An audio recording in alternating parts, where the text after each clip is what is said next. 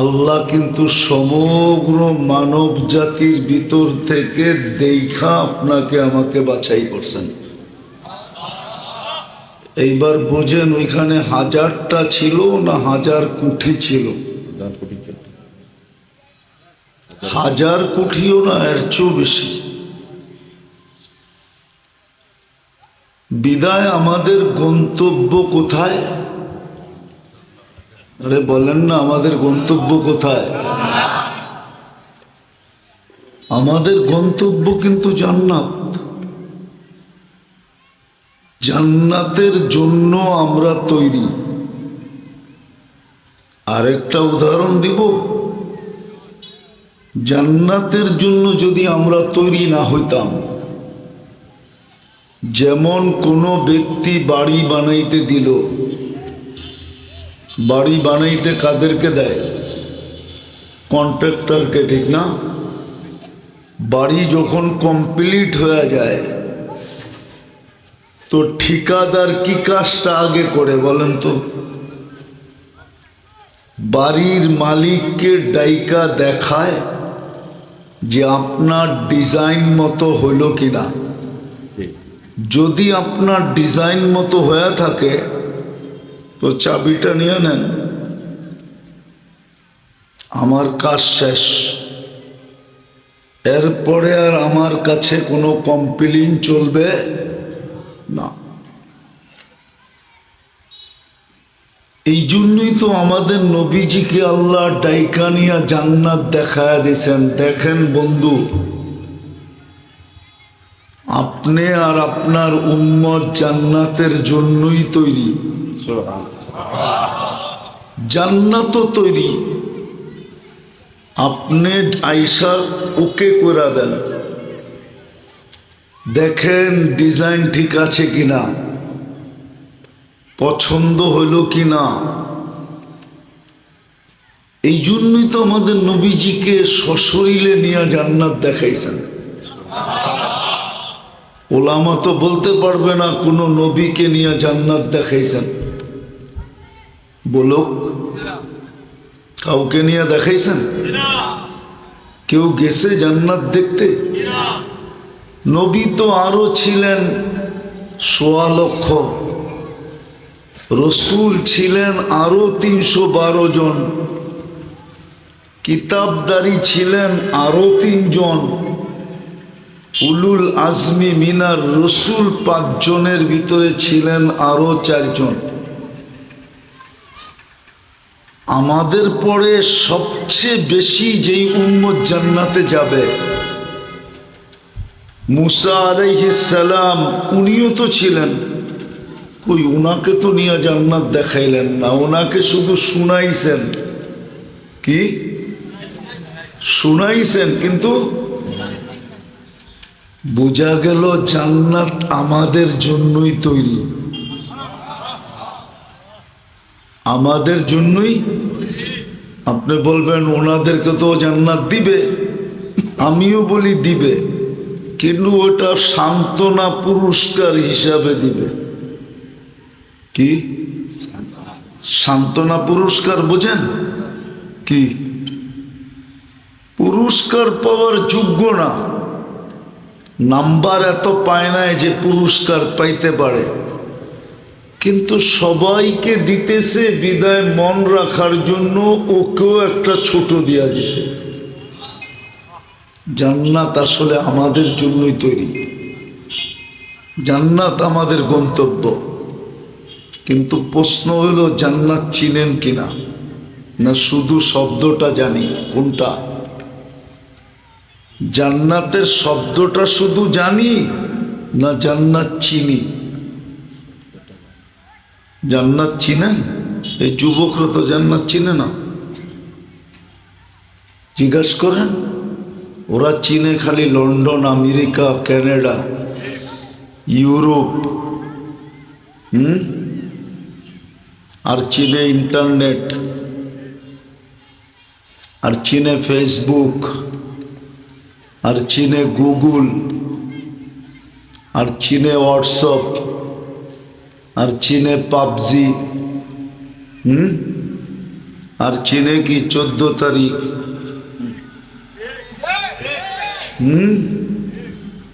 হ্যাঁ, আর চিনে জুতা। জুতা বোঝেন? বারবার তাকায় লেগে জুতা দেখায় ওপরে। আর সিলেটি ভাষায় গালি, হাসে, হুজুরও হাসে। দেখেন, ঠিক না? সত্য না? ওরা বলুক না সত্য কি মিথ্যা বলতেছি। ওরা তো জান্নাত চিনে না। আপনারা চিনেন জান্নাত? আরে চিনেন কিনা হ্যাঁ বলেন না। শুধু শব্দটা চিনি, জান্নাত তো চিনি না। এই জন্যই তো জান্নাতের প্রস্তুতি নেই। এই জন্য দেখবেন মোবাইল চিনে, এই জন্য বাপ মার গলার ভিতরে পাড়া দিয়ে তারপরে মোবাইল বের করে। মোটর সাইকেল চিনে, বাপেরে গালি দিয়া হলো প্রবাসী বাবার থেকে টাকা বাহির করা মোটর সাইকেল কিনে। যেটা চিনে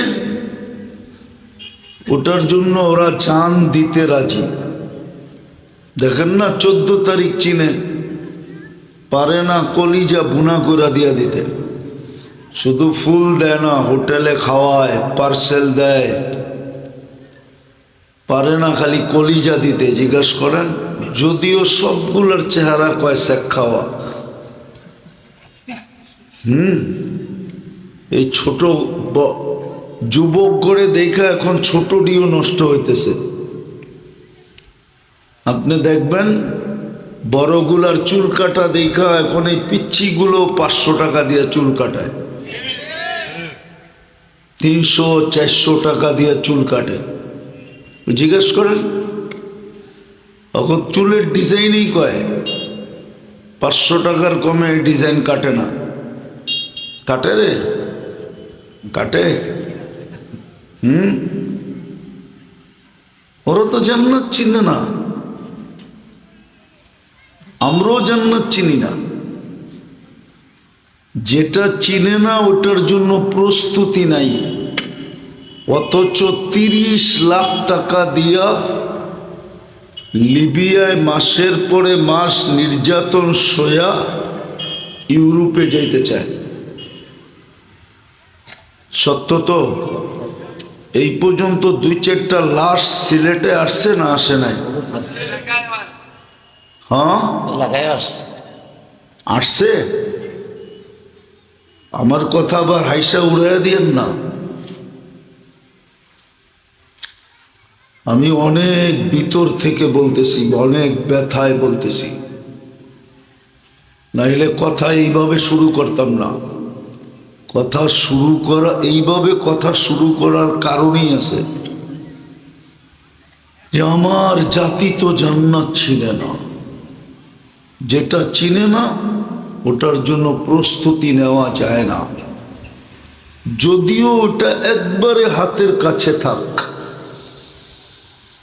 এই উম্মতের জান্নাত পাওয়া একবারে সহজ ছিল, একবারে সহজ, একবারে সহজ। সূর্য উঠতে দেরি যদি হাত তুলা মাপ চাইতে দেরি না করত, সূর্য ডুবতে দেরি যদি হাত তুলা মাপ চাইতে দেরি না করত। আমি হাদিসের আলোকে প্রমাণ দিতেছি। আল্লাহ প্রতিদিন বলে ইয়াবসুতু ইয়াদাহু নাহারান। 2 জন বক্তা আমার 2 পাশে বসা, শুধু বক্তা না, 2 জন আলেম। জিজ্ঞাসা করেন হাদিস যদি ভুল বইলা থাকি। ইয়াবসুতু ইয়াদাহু নাহারান হাত্তা ইয়াতুবা মাসিআল লাইল। যেই ব্যক্তি সারাটা রাত্র নাফরমানিতে কাটাইল, আল্লাহ বলতে চায় তারপরও কোনো অসুবিধা ছিল না, কোনো বিষয় ছিল না, যদি তুমি সূর্য উঠতে দেরি হাত তুলা মাপ চাইতে দেরি না করতে। মাপ চাইতে দেরি, আমি তোমাকে মাপ করতে দেরি করতাম না, মাপ করতে দেরি হতো না, তুমি চাইতে দেরি করলে কেন? রাত্রের গুনাহ মাপ, এই জন্যই তো সারাদিন আমি হাত প্রসারিত করে অপেক্ষা করি। আর মাফ হইলে কি ছিল ভাগ্যে? আরে বলেন না, জান্নাত ছিল। মাফ হইলেই তো ভাগ্যে জান্নাত ছিল। কি ছিল? আবার বলতেছে ইয়াবসুতু ইয়াদাহু লাইলান, সারা রাত্র আমি হাত প্রসারিত করে রাখি, হাত্তা ইয়াতুবা মাসিআন নাহার, সারা দিন যে সূর্যের আলোতে গুনাহ করছে এটা কোনো বিষয় ছিল না। যদি সূর্য ডুবতে দেরি, সাথে সাথে মাপ চাইতে দেরি না করত, এটা করলেই তো হইতো। কিন্তু বলেন এই মজমার কে আছে যে সকালবেলা সূর্য উঠার সাথে সাথে হাত উঠায় মাপ চায়? একজন বলুক যে আমি মনের থিকা আল্লাহর কাছে মাপ চাই। আবার যখন সূর্য ডোবে আমি মনের থেকে হাত উঠায় আল্লাহর কাছে মাপ চাই। রাত্রে তো একটা পর্ব আসে, মানুষ হাত উঠায় না দেখা আল্লাহ নিজে ডাকতে চলে আসেন। প্রথম আকাশে হাল মিম মুস্তাগফির, হাল মিম মুস্তাগফির ফাগফির আলা, কে আসিস মাপ চাবি, আমি গ্যারান্টি দিতেছি আমি মাফ করে দেব। আল্লাহ তো বুঝাইতে চাইতেছে দুনিয়া, ও দুনিয়া আলারা, তোরা প্রতিশোধ নিতে অভ্যস্ত, আমি মাফ করতে অভ্যস্ত। তোরা আসামিকে শাস্তি দিতে অভ্যস্ত, আমি গুনাহগারকে মাফ করতে অভ্যস্ত। তোরা খুঁজা খুঁজা আসামিকে বাহির করা শাস্তির কাঠগোড়ায় দাঁড় করাস, আমি ডাইকা ডাইকা মাফ করাকে পছন্দ করি। নাইলে ওলামা কেন বলতো ইউহিব্বুল আফওয়া, ইন্নাকা আফুউন কারীম তুহিব্বুল আফওয়া ফাফু আন্নি। এই দোয়া ওলামা কেন পড়তো? জিজ্ঞাসা করেন, পড়ে না? পড়ে না। কেন পড়তো এই দোয়া? আল্লাহ বলে আমি মাফ করতে ভালোবাসি। কিন্তু বলুক এখানে কোনো যুবক যে আমি সারাদিন কি করি, সারা রাত্র কি করি, এটা আমার বিষয় না, এটা আমার কাছে বড় বিষয় না। কিন্তু আমি ডেলি 2 বেলা মনের থেকে আল্লাহর কাছে মাপ চাই। একজন যুবক বলুক, একজনও তো বলতে পারবে না। কেননা জান্নাত চিনে না। কসম খোদার, আমরা লন্ডনই বাড়ি চিনি কিন্তু জান্নাত চিনি না। আমেরিকা চিনি কিন্তু গ্রিন কার্ড চিনি কিন্তু জান্নাত চিনি না।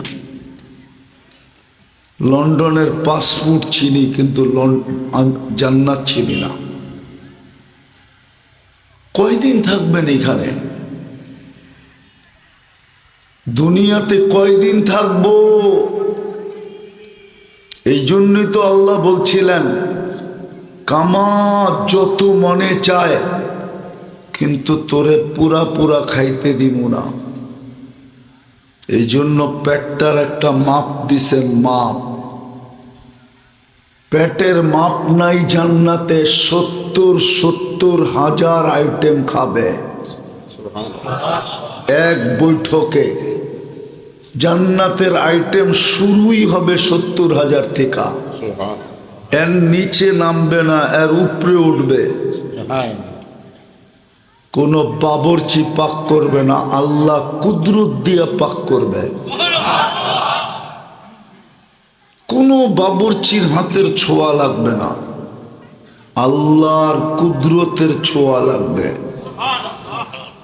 24 ঘন্টা রেডি থাকবে, 1 সেকেন্ডের জন্য অপেক্ষা করতে হবে না। বিয়ে বাড়িতেও তো অপেক্ষা করতে হয়। মেহমান ডাইকা নিয়ে আসার পরেও তো 10 মিনিট বয়ায় রাখে, আমরা একটু সাজায় লই। আল্লাহ বলে 1 সেকেন্ড অপেক্ষা করতে হবে না। খাওয়া কোনো ঠান্ডা হবে না, বাসি হবে না, কুদরতিয়া পাক করে খাওয়াবে। কয়দিন থাকবেন বলেন? আল্লাহ রসুল তো বলে তুই কামাইতে পারবি, খাইতে পারবি না, যত সুন্দর ইচ্ছা বানাইতে পারিস, কিন্তু বেশি দিন থাকতে পারবি না। হায় হায় হায়, সিলেটের মানুষ রাগ হয়ে যায় না। দেখেন না লন্ডনী বাড়িগুলা পড়ে আছে, কেয়ারটেকাররা আরাম করে থাকে না, ও পারে না ওর অঙ্গগুলাকে রাতের বেলা বাক কইরা দিয়া এক এক কামরায় ফালায়া ও মধ্যখানে ঘুমাইতে। কিন্তু যে বানাইছে কোটি কোটি খরচ করে, ও বৎসর 2 বৎসর 5 বৎসর পর একবার আসে। আল্লাহ বলে বানাবি, কিন্তু বেশি দিন থাকতে দিব না। যত ইচ্ছা জমা কর, জমা মালাহু আদ্দাদা, তোকে পরিপূর্ণ ভোগ করতে দিব না, ভোগ করতে দিব না। যত খুশি জমা, পুরা পুরা তোকে ভোগ করতে দিব না। কয়দিন থাকবেন এইখানে? গন্তব্য কিন্তু আমাদের জান্নাত। না জান্নাত চিনি, না জান্নাতের প্রস্তুতি আছে। আমি দেখাইলাম একটা করলেই হইতো, কিন্তু অভ্যাস তো কারো নাই, অভ্যাস তো কারো নাই। এই জন্যই মনে হয় কোনো কবি এই হাদিসের দিকে দেখা লেখছিল, যদিও লেখাটা হুজুর রস হইতে পারবো কিনা আল্লাহ জানে। কবি লেখছিল, গুনাহ কেউ না কিয়া, क्या আল্লাহ গফুরুর রহিম নেহি থা। তুই গুনাহ কেন করলি না? আল্লাহ কি গফুরুর রহিম ছিল না? আরেকটা শব্দ আছে, কবর মে ফেরেশতা পুছেঙ্গে তো গুনাহ কেউ না কিয়া, क्या আল্লাহ গফুরুর রহিম নেহি থা। একটা করলেই তো হতো। একটা আরেকটা দেখাই, একটা করলেই তো হইতো। যেটা একের ভিতরে 100 ছিল। কোরআন বলে ইদাস, হাদিস বলে ইদা সলুহাত সলুহাল আমালু কুল্লা। এটা ঠিক তো জিন্দেগি ঠিক, জীবন ওকে, জিন্দেগি ওকে। আবার এই ছোট ছোট মক্তবের বাচ্চারা আমার সাথে একমত হবে, এটাই একমাত্র জান্নাতের চাবিও ছিল। মনে হয় বোঝেন নাই, সিলেটি ভাষায় বলি নাই তো এই জন্য বোঝেন নাই, ঠিক না? একটা করলেই কি ছিল? জীবন ওকে। ইদা সলুহাত সলুহাল, ইদা সলুহাত কোরআন বলতেছে, সলুহাল আমাল কুল্লা, সব আমল ঠিক। এই জন্যই বলছে আউয়ালু মা ইউহাসাবুল আব ইয়াউমাল কিয়ামাতি আস-সালাহ, ইদা সলুহা সলুহা সাইরুল আমালি কুল্লা। এই জন্যই ছোট ছোট ছেলেরা এই মাদ্রাসার মক্তবে পড়ে, মিফতাহুল জান্নাহ আস-সালাহ। যদি করত, কিন্তু 90% মুসলমান নামাজ পড়ে না। আল্লাহ কোন ইবাদতের ডাকের দায়িত্ব নেন নাই। বুনিয়াল ইসলাম আলা খামসিন, হুজুররা বলে, বুখারী শরীফে লেখে, কিন্তু কোনটার ডাকার দায়িত্ব আল্লাহ নেন নাই। শুধু একটার ডাকার দায়িত্ব নিছে, সেটা ছিল নামাজ। কিন্তু 90% নামাজ পড়ে না। সব হুকুমকে আল্লাহ জিবরিল আলাইহিস সালামের মাধ্যমে আমাদের পর্যন্ত পৌঁছাইছেন। মধ্যখানে মাধ্যম ছিল, বায়া ছিল। একমাত্র নামাজ, যেটার ভিতরে আল্লাহ কোনো মাধ্যম রাখেন নাই, বায়া রাখেন নাই, হ্যান্ড টু হ্যান্ড দিছেন। আল্লাহর কুদরতি হাত থেকে বন্ধুর পবিত্র হাতে উঠায়া দিছেন, তাও আরশে নিয়া। কোথায়? না জান নাই? গেছেন আরশে? আমাদের নবীজি আরশে যান নাই? মেরাজ হয় নাই? এটাও তো যুবকরা জানে না। জিজ্ঞাসা করেন, ওরা আসলে সব জানে না। ওরা নবীও চিনে না, আমরা নবীও চিনি না, মুহাম্মদুর রাসূলুল্লাহ চিনি না। শুধু নাম শুনলে চুমা দিই। আমি বিরোধিতা করতেছি না, কিন্তু আমরা ওনাকে চিনি না। আমাদের যুবকরা চিনে না, আমাদের নারীরা চিনে না, আমাদের সমাজ মুহাম্মদুর রাসূলুল্লাহ চিনে না। ওনার শান চিনে না, মান চিনে না। একটা শোনামু? আচ্ছা বলেন তো, কবরের প্রথম প্রশ্ন কি? কি? মান রব্বুকা, ঠিক না? সবাই একমত? কে কে একমত দেখি হাত উঠান তো।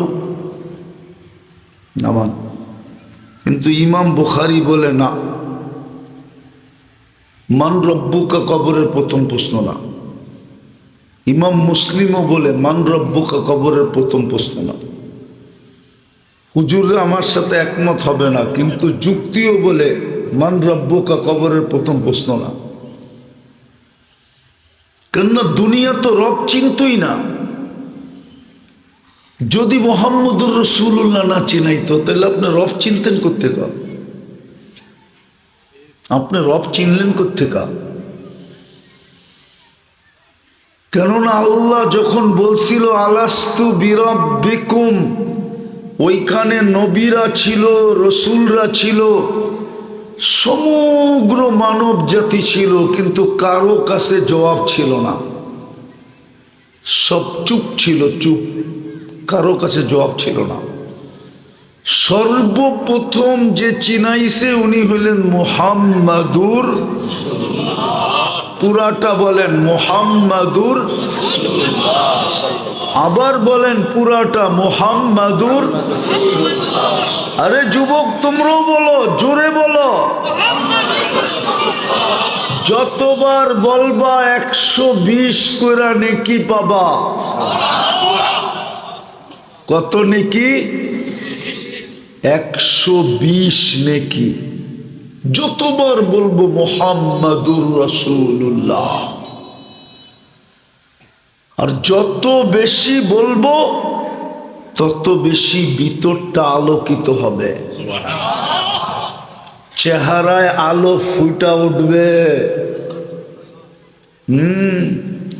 মেশিন তো আজকে আসছে, ঠিক না? টেকনোলজি এই যুগে আসছে। বহুত মানুষ এর আগে ছিল, চেহারা দেখলেই বলতে পারতো, পায়ের ছাপ দেখলে বলতে পারতো চোর কে। হুজুররাও এগুলা জানে না মনে হয়। পায়ের, এই দেশেই ছিল, পায়ের ছাপ দেখা বলতে পারতো চোর কে। চোরকে পায়ের ছাপ দেখে বলতে পারত। এই জন্য মুহাম্মদুর রাসূলুল্লাহ যত বলবো 120 করে নেকি পাইতে থাকবো, ভিতরটা আলোকিত হইতে থাকবে, ওই আলো চেহারায় ফুটতে থাকবে। মানুষ চিনুক আর না চিনুক, সৃষ্টি দেখা চিনতে থাকবে যে এই লোকটা কে। এই জন্যই হাদিসে আছে, কোন রাস্তা দিয়া গেলে আরেক রাস্তা ওর উপরে গৌরব করে। মনে হয় জীবনে কোনোদিন শোনেন নাই। শুনছেন? কোত্থেকে শুনছেন? ফাজাইলে আমলের তালিমের মধ্যে আছে। রাস্তা এক রাস্তার উপরে গৌরব করে, রাস্তায় চিনছে অথচ রাস্তার মানুষগুলা ওরে চিনে নাই। রাস্তায় গৌরব করে, জানিস আজকা আমার এইখান দিয়া হাইটা গেছে কে? তো গৌরব করে। এই জন্যই তো জান্নাতের গেট চিনবো তো 8 দরজা ডাকবো, আমার ভিতর দিয়া ঢোকো, আমাকে সৌভাগ্যবান বানাও। অথচ দেখা যাবে সারা জীবন ওই মহিলাকে স্বামী ছাড়া আর 14 জন ছাড়া 15 জন কেউ চিনে নাই। 15 নম্বরের কেউ চিনে নাই, শুধু 14 জন চিনছে, যেই 14 জন তার মহরম ছিল, এরা ছাড়া কেউ চিনে নাই। কিন্তু চিনবে কে? জান্নাতের 8 গেট চিনবে। 8 গেট ডাকতে থাকবে, আমার ভিতর দিয়া ঢোকো, আমাকে ধন্য করো, আমি 7 গেটের উপরে গৌরব করব যে দেখছস আমাকে পছন্দ করছে, নাইলে আমার ভিতর দিয়ে কেন ঢুকলো। এই জন্য মুহাম্মদুর রাসূলুল্লাহ প্রথম আল্লাহ শিখাইছেন, উনি প্রথম চিৎকার দিয়া জবাব দিছেন বালা। আমি লিখি নাই, জালালউদ্দিন সুয়ুতি রহমতুল্লাহ আলাইহি লেখছেন। উনি বালা বলার পরে সমস্ত নবী রাসূলরা বলছে বালা, তারপরে আমরা সবাই বলছি বালা। এই জন্য ইমাম বুখারী এই কথা একমত না যে প্রথম প্রশ্ন মান রব্বুকা। ইমাম মুসলিমও একমত না। আমি রেফারেন্স দিব, বুখারী শরীফের 1264 নম্বর হাদিস, কিতাবুল জানায়েজ 5ম নম্বর পারা। পুরা বৃত্তান্ত উনি হাদিস এইভাবে আনছেন যে মৃত্যু ব্যক্তিকে দাফন করার পরে আত্মীয় স্বজন যখন ফিরতে শুরু করে তো মৃত্যু ব্যক্তি এদের ফিরার জুতার আওয়াজ পাইতে থাকেন।